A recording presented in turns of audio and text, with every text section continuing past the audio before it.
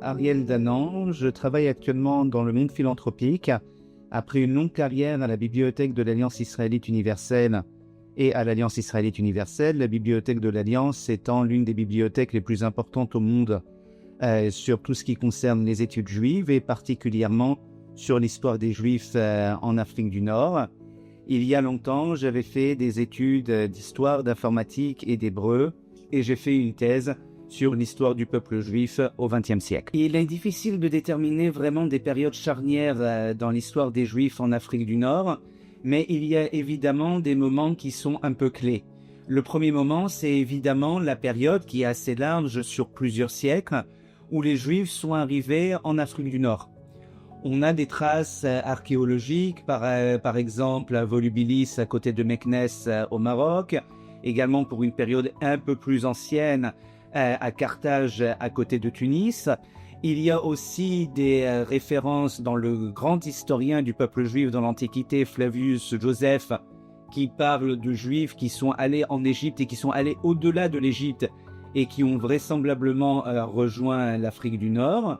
Il y a également des traces écrites, par exemple au IIe siècle avec Tertullien ou au IVe siècle avec Saint Augustin, c'est-à-dire des auteurs chrétiens vivant en Afrique du Nord et qui produisent des écrits contre les Juifs. Et puis il y a aussi les traditions orales. Par exemple, si vous interrogez des Juifs de Djerba en Tunisie, sur cette île en Tunisie, ils vous diront qu'ils sont arrivés à l'époque de la destruction du premier temple de Jérusalem en moins 586. Alors évidemment, on n'arrive pas à déterminer une période extrêmement précise d'arrivée, mais cela montre combien la présence des Juifs en Afrique du Nord est ancienne, et par exemple, bien évidemment, que les Juifs sont arrivés bien avant l'islam, avant que l'islam conquiert l'Afrique du Nord, et c'est un point évidemment extrêmement important.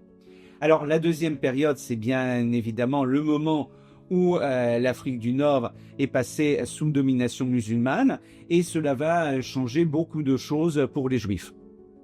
Le troisième moment charnière, peut-être le plus important, celui qui a marqué le plus grand bouleversement, ça a été l'arrivée des Juifs d'Espagne, au XIVe siècle d'abord, puis en 1492, quand ils ont été expulsés d'Espagne par la reine Isabelle la catholique.